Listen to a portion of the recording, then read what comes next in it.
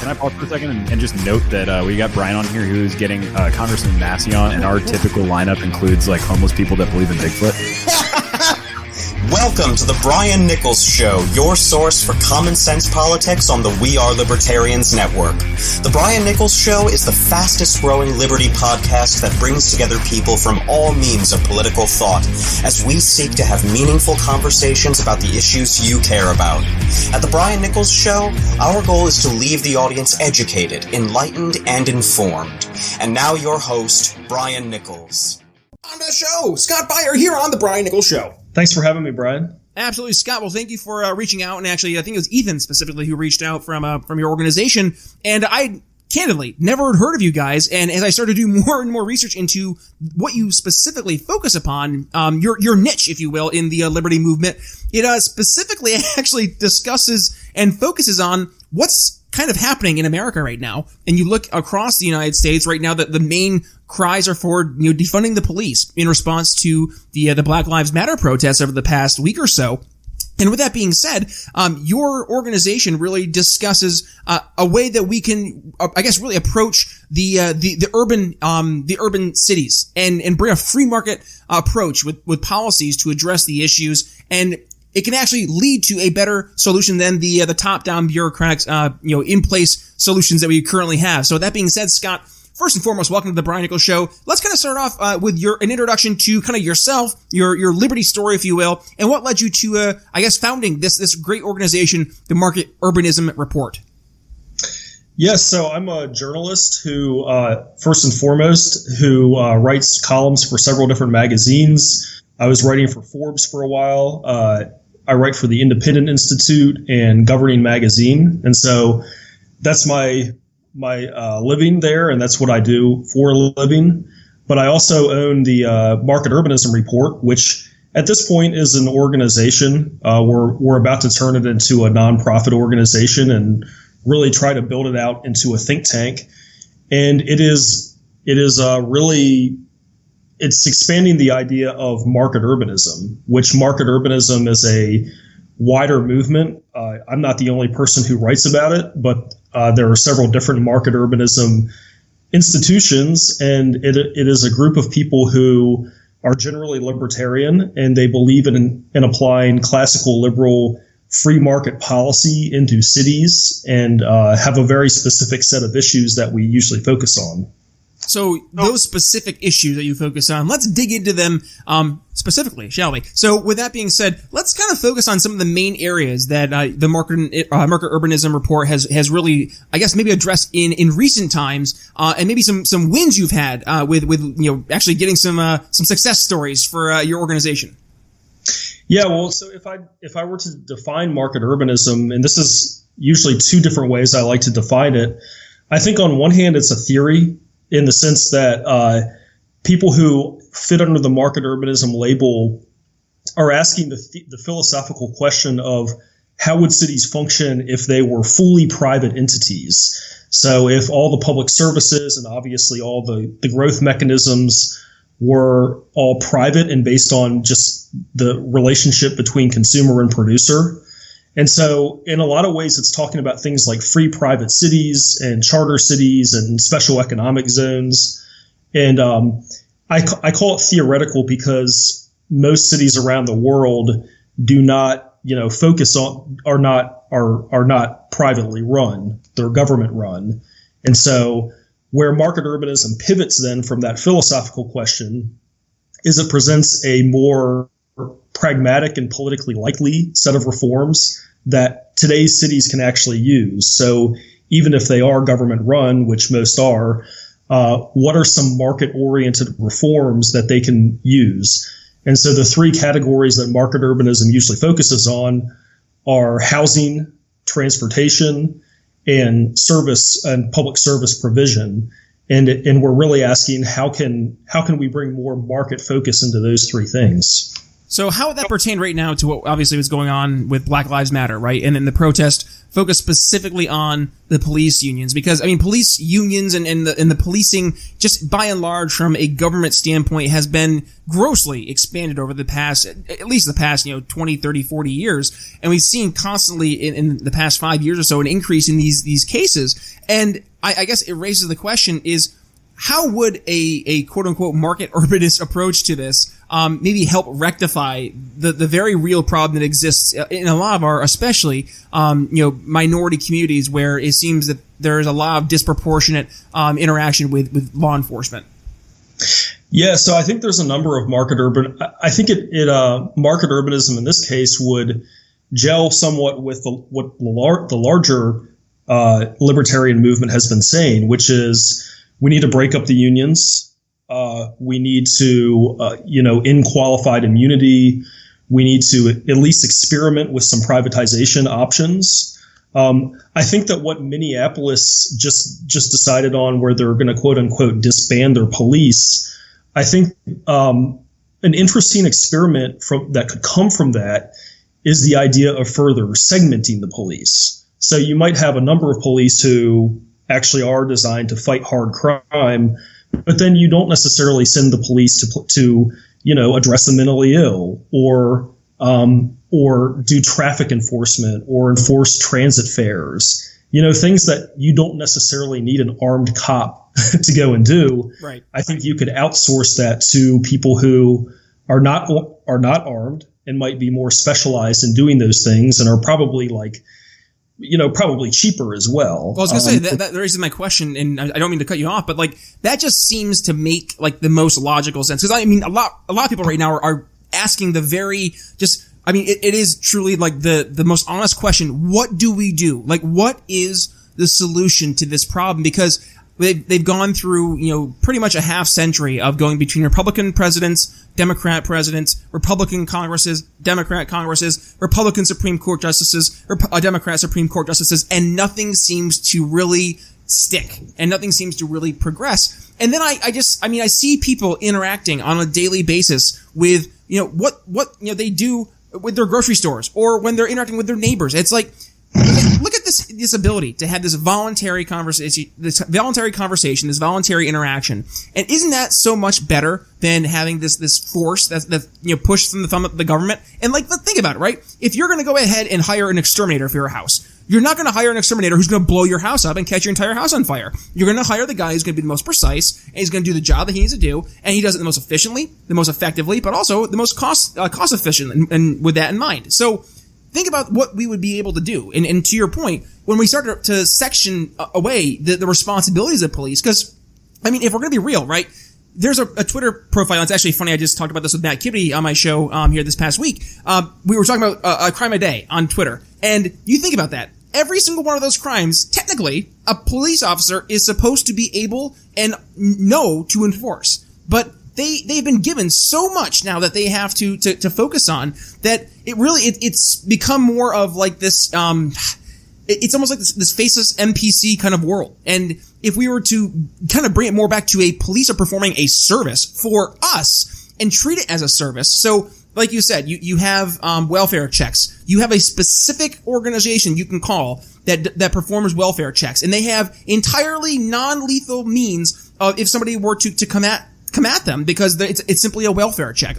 That's something that I think we would see a very real free market solution start to answer the call. But right now, there is no real market solution, and it is really because we have that monopoly on the police force. And fingers crossed, a market urbanist approach would be kind of the start there. So I didn't mean to interject with your answer there, but I think maybe that might be a very clear-cut way to explain, exactly how this could help with a very real problem that everybody's seeing right before their eyes. Well, yeah, and I think a way to think about this problem also is to use economic theory. So the idea of public choice theory is that, public actors and public agencies have a number of competing interests that prevent them from really, the main incentive and outcome is not necessarily to serve the public, is to serve their own interests and their own bureaucratic interests. And so that actually is a competing goal of providing good services. And so I think you're seeing that with a lot of police departments and police unions, which is, for example, they don't necessarily want to get rid of bad cops. Why not? Because bad cops pay union dues, and relinquishing them makes the agency look bad. And so there's all kinds of self-interested, self-protecting style behaviors that take place, quite frankly, in every government agency. And there's no reason that police departments would not also be subject to those public choice problems. Hey folks, really quick, want to tell you about an opportunity for you to jump headfirst into the liberty movement and make a real lasting impact. And that is with Young Americans for Liberty, who are currently recruiting campaign field staff to help elect pro-liberty candidates across the country as part of Operation Win at the Door. These principled candidates are dedicated to fighting for our gun rights, keeping our troops home, parental rights and education, ending senseless spending, and many other winning liberty policies. Because when I say winning, I mean it. Their work speaks for itself. These are the guys that passed constitutional carry here in Indiana, Texas, and Alabama, fought the lockdowns every step of the way, all while helping make liberty win. So, if you want to help make a difference and get liberty candidates elected across the country and be a part of the fight and actually make an impact in our insane political climate here in 2022, well, you can join one of these campaigns now through November 8th. Gas is covered, housing fully provided, and you'll be compensated a total of $2,800 a month for your work on the campaign trail. Sound interesting? Well, head to briannicholsshow.com/YAL to apply and make a real change in this country today. That's briannicholsshow.com/YAL. One more time, briannicholsshow.com/YAL. Let's make liberty win. And now, back to the show. So, right now we have a bunch of people who are awake. I mean, I say awake because there's nothing else to do. I mean, pretty much all professional sporting has been, completely shut down because of the COVID-19 pandemic lockdowns. Everybody's just more tuned in, for better or for worse. I mean, Twitter right now is just a steaming pile because of people just being on 24/7, on like an 11 all the time. We need sports. We need sports. That's for so sure. bad. Hey, you know what? I'll give a ray of hope for sports. Is that Governor Abbott said that when the time comes, the NFL season opens, that the Dallas Cowboys could have half the stadium full. And like, hey, you know what? An NFL game with at least half the fans, I'll take it. I mean, I'll take some real football. But I mean, with that being said, right now we have a real chance to reach out to people and start to show them where these solutions are common sense, right? And I think one of the things that we're starting to see is that there's a very big disconnect between, and I mean, if I were to take this and play it 40 years in the future, it will also stay true. There's a very big disconnect between the demographic that votes, which tend to be the older generations, and the demographic that has to face the consequences of said vote, which is the younger generation. And we've seen, I mean, obviously we've seen this taking place over the past, 60 years, especially since the New Deal. And we've seen it get progressively worse and worse, and especially this kicking the can down the road mentality. And a lot of, I would say, our generation, right? And I'm going to lump in Gen Z, millennials, Gen X. We'll just take the three generations that are closest. We're the ones now who actually compose the largest voting demographic in the United States if you combine all three of us, versus the older generations. It's the boomers, and I think it's the greatest generation. Is it the silent generation? I forget which one it is. Yeah. Regardless, anyways, we're bigger, and that's all that matters. So with that being said, that's why there's a lot of people out there in the streets who are looking to find those answers, right? And I think the problem with a lot of libertarian solutions, and heck, it doesn't have to be, specifically libertarians in its solution, just a solution that actually will have a tangible, outcome that's a positive outcome. Like, I don't care if it's necessarily libertarian. I want to make sure it works. And I tend to believe that's the libertarian answer because libertarian solutions, whenever they're put into place, do actually work. So with that being said, right now, market urbanism, I think, would be very appealing, to the cities, yet it seems that the demographic that's composing the very vocal base of these movements tend to be much more in favor of, the progressive wing of not just the Democratic Party, but also, some that flirt with the likes of Antifa and organizations like that. So I guess my question to you would be, how do we go out of our way and actually reach these people? I mean, Scott, they don't want to listen to us, right? I mean, they're already shut off. Will they listen? So my experience is a little bit different, and I think this is what's unique about market urbanism. And so a lot of, you started by asking me about policing, although I would say that market urbanism doesn't focus a whole lot on policing. That's not our main issues. Our main issue is housing and transportation. And so the interesting thing about market urbanism is that I've run demographic studies and surveys of my audience, and it's actually it's people who are likelier to identify, believe it or not, as liberal and progressive or DSA or, socialist. Then where's the disconnect? I don't get it. Well, so what's going on there, because there's also quite a sizable libertarian and conservative audience as well with market urbanism, but what's happening there is the right-wing side of it likes the market aspect, and the left-wing side of it tends to like the urbanism aspect because they live in cities and they do see some of the failures of government policy in their cities. And so they are looking for solutions. And so, for example, the main market urbanism issue has always been and probably always will be the housing issue. And the reason that a lot of cities have become so unaffordable as far as their housing is because of restrictive zoning. Yeah, let's dig into that, because obviously that's a main crux of what you guys focus on. So zoning, and I think before we get into this, I think it's good to preface that everything that we're talking about, from the policing to the transportation to the zoning, everything is connected, and it's important to make sure we're always keeping that in mind, how everything does have this kind of domino effect. So with that being said, kind of go ahead there, Scott, and elaborate with the housing. Well, yeah. So I think the common denominator with all of it is government mismanagement and the negative consequences of having the government control something. But I mean, I think with restrictive zoning, people do not realize how much the housing market is controlled by the government.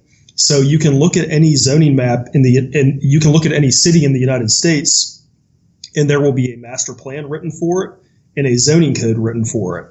And that zoning is almost always extremely restrictive.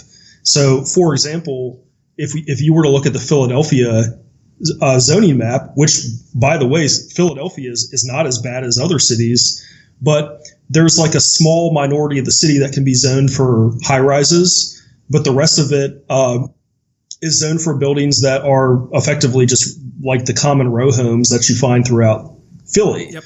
So if a developer and so there are actual neighborhoods that are gentrifying and they need to build more housing because there's a lot of demand. I'm thinking of places like Fishtown. It actually would be helpful if developers could go in and build 6 or 7 story buildings or more to create more housing supply and cool some of the prices. But the zoning prevents that. And so a lot of the market urbanism advocacy is centered on things like that, the sort of the entrenched regulations that prevent the housing market from being actually market oriented and elastic and free flowing. And liberals kind of rally around that because they see the economic logic of it. It's like there's a whole young generation of people who are having to rent and can't afford housing, and we are educating them on the government regulations that is causing that problem. And so it's sort of like they'll look past their political biases per se to accept the message that we are advancing.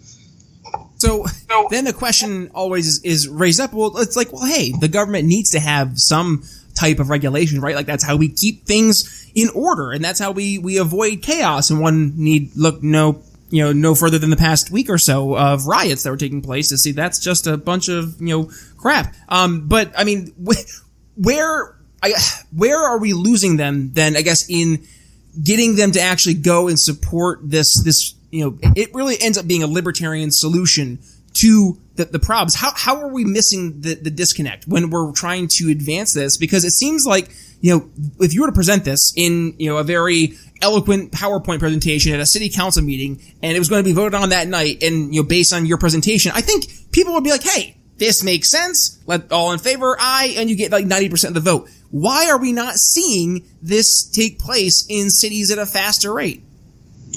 Well, I can't really speak to other issues. The housing one is the one that I'm most familiar with. I can't really say why libertarians are losing the younger generation on other issues, but I know with housing that we're actually not losing them. I think that I think it's more generational than it is ideological. So if you do go to some of those meetings that you're describing, like say a public hearing for a zoning change, the younger people, to the extent they show up at all, are usually actually for the zoning change. Like they recognize that it will create more housing. And so they are looking for the free market outcome, even though they won't come out and use that language necessarily. They are looking for the more market-oriented outcome. It's the older generation that already owns their home and does not want the natural competition coming into their neighborhood of more housing. They are usually the ones who are coming out opposed to those rezonings. So if I were to go into those cities, and I have to some degree actually, and like give a PowerPoint on why we need to change the zoning and why this will like cool the housing prices and allow more neighbors to come in and make the city denser and everything, that's actually something that a lot of older generation in cities will be opposed to. And not all of them are even, some of them are, sometimes they're liberal and sometimes they're conservative. So it's not, like I said, it's not necessarily ideological. I think it's more that they're seeing their own financial interests, and they interpret some financial interest from being able to block additional housing supply. Hey folks, really quick, if you're looking for someone to amplify your message where both voters and customers spend their time, look no further. Right Strategies specializes in the unique challenges of both running political campaigns as well as small businesses in the digital landscape. With a proven track record of helping clients win elections and grow their businesses through smart, strategic digital marketing, Right Strategies is the perfect partner to help you reach your goals. Their team of experts will help you save time and money while helping amplify your message to help you win your elections and help win in the marketplace. With SMS texting from Right Strategies, you'll receive an efficient, affordable, and smart way to focus your marketing budget. By helping you reach thousands of voters and customers, Right Strategies will help you make a powerful impact on the outcome of your elections and your business growth. From social media management to expert graphic design work to marketing your product or campaign, or heck, even building your brand awareness, Right Strategies can put together a plan that makes sense for your goals and do so within your budget. Want to learn more about how Right Strategies can help you win your elections and also help grow your business? Head to briannicholsshow.com/RS to get your free campaign or marketing plan report card. And of course, be sure to let Morgan and the Right Strategies team know that I sent you. Again, that's briannicholsshow.com/RS. Amplifying your message where voters and customers spend their time. briannicholsshow.com/RS. And now, back to the show. Well, we see that with Trump, really. I mean, when you look at what he's doing with the trade war.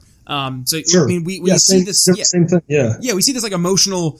I mean, I'm not trying to generalize or stereotype, but like we see this emotional boomer instinct that like any change bad, and like that's not true. Like change is always happening. If you're not changing, then you're dying. Like because that means you're not growing. So I mean, to look at cities when they do change inevitably. I mean, you mentioned Philadelphia specifically. That's where I hail, and the city is seeing still a boom, especially over the past 5 years. And there is a demand for housing, and I say that as I can hear literally, saws next door to my home right now for a house in a current flip. Like this is happening all across the city, and there's a demand for it, and yet you're only allowed to really pick from it. It really becomes this one pie kind of mentality. Like there's only so much pie to go around. And the sad reality is because it's kind of true, because the government has basically said that there is no more pie to go around. Whereas, as to your point, there is that demand. People are asking for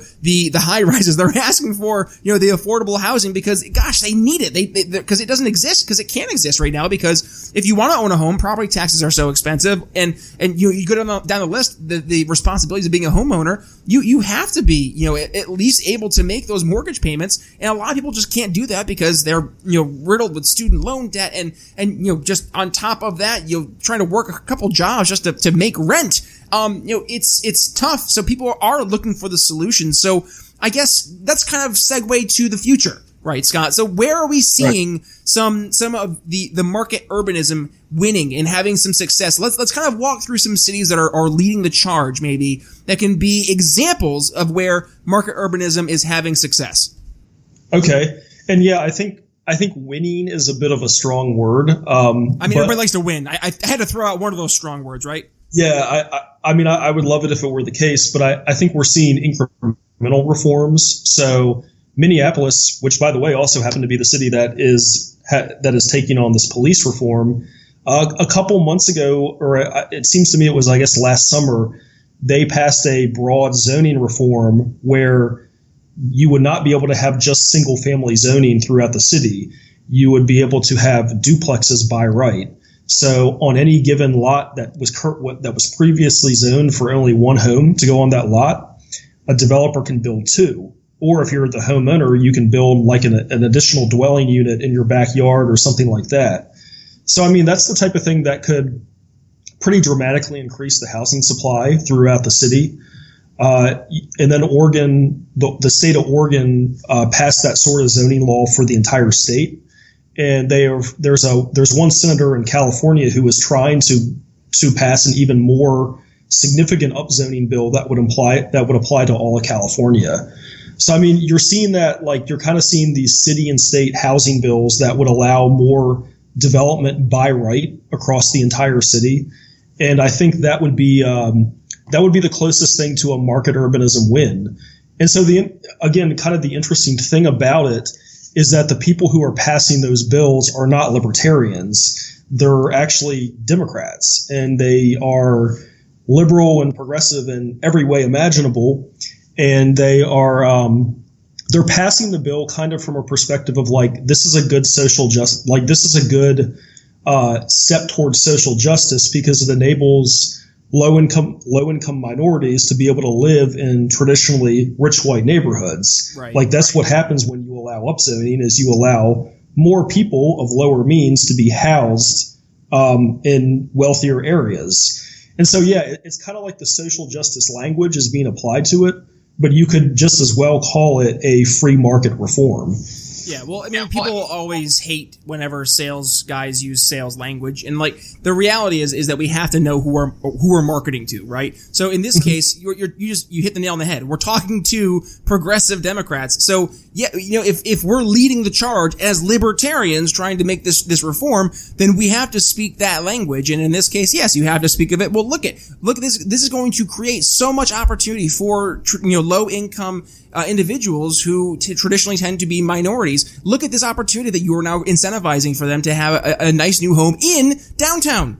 Yeah. How about that? And that is now you're taking the argument from an emotional standpoint to their playing field, because I mean, this is just the reality of the situation with whenever you have debates with folks on the left. And I'm stereotyping just by and large because in general, the left tends to use more emotional language. And if you bring that kind of position to them on their turf at the onset of the conversation, then you're already kind of starting the conversation from a stance of agreement, right? Now right. It's not a matter of your facts versus feelings Ben Shapiroism. It's a matter of, hey, I'm on your side. We both have the same goal, and here's how it's going to be successful. And I think that's where libertarians kind of, we get afraid of making friends with people because we come across as being quote unquote not pure enough. It's like, I'm sorry, if you want to actually get things done, like what Justin Amash is doing, if Justin Amash can get qualified immunity through the Congress right now by working with Democrats as the only libertarian in Congress, I will take that as a win for libertarians. That is a huge win. Yeah. I mean, I guess you can't enter the conversations with like the "don't tread on me" mentality of right. I'm antisocial, and like you have to communicate that you share the same values as the people you're trying to work with. And in this case, it's sincere. Like I do think upzoning helps low income minorities, and so I have no problem working with people like that or people who espouse those values to try to get cities upzoned, because I think it will actually help people. But then, of course, like if you're working with Republicans, then you have to use a different language. So if I were to work with, say, a real estate developer or interest or some sort of business coalition that might be Republican, but we're trying to get a certain area rezoned, then you're trying to use the language of like markets and finance and property rights and things like that, so it's a different type of language, but ultimately you're working towards the same goal in either case. Right. Well, and it comes down, I mean, really, it does come down to just knowing who your audience is and being able to convey and really to sell your idea. And right. Unfortunately, we have a lot of folks in the liberty movement who think they're the sales folks, but they're more of like the engineers, and that's okay. Like, to be the engineer is okay. And we need engineers. I mean, my day job is in telecom sales. And I mean, you need to have the system engineer and the solutions engineer who can come with you and kind of demo how things work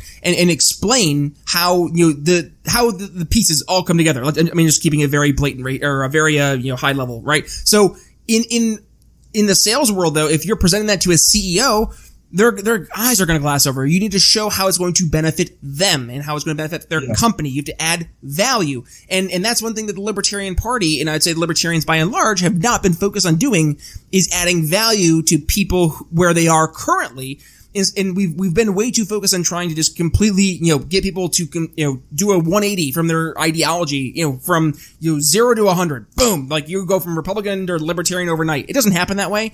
And we have to help them make those incremental steps. And then once they're on board with it, say, oh, by the way, this is a Libertarian position. Like, I think that's the best kind of little bait and switch. And not even a bait and switch. It's like a bait in reality. It's like, hey, we work together. And by the way, this is a thing that actually is a really big tenet of my ideology, by the way. And here's how it pertains to everything else. And then you can start leading down the rabbit hole. And that's, kind of what you talk about housing and how, with that transportation, public services. I mean, it all is connected. So let's kind of, as we get to wrap up here, Scott, talk about some, of the other things that right now, specifically you guys are maybe working on or looking at, as we move forward, not only here in 2020 as we go towards an election year, but, as cities are starting to grow and people seem to be going more and more towards cities. Well, is that going to continue with COVID-19? I don't know. I'll defer to you. So the floor is yours, Scott. In the world of wine, there are so many choices, and that's why Blood of Tyrants Wine has tyrants losing their heads. Whether you're looking for a new go-to at home or want to impress your friends at a party, Blood of Tyrants Wine has you covered. And if you're trying to get rid of some pesky tyrants in your life, well, we've got that covered too. Head to BrianNicholsShow.com/wine and get $5 off your order. One more time, BrianNicholsShow.com/wine. Free men don't ask permission, so take a sip. You'll be glad you did. Yeah, well, I'd say the second big thing that we're working on, and again, this is the type of thing that's very bipartisan. People who are not libertarian can still very much accept the message, and that's transportation. And so we're making a number of arguments there.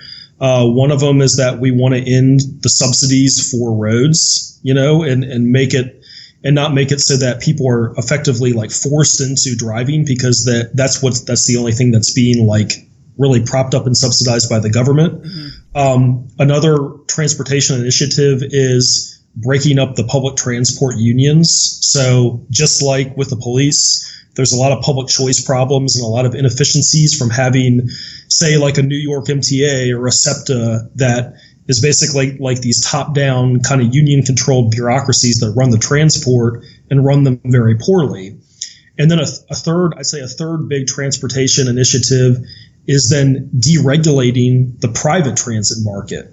So allowing things like rideshare and scooters and bike share, which are often really strictly regulated, but we don't think they should be. We think they should be allowed to compete with the other options and be able to scale.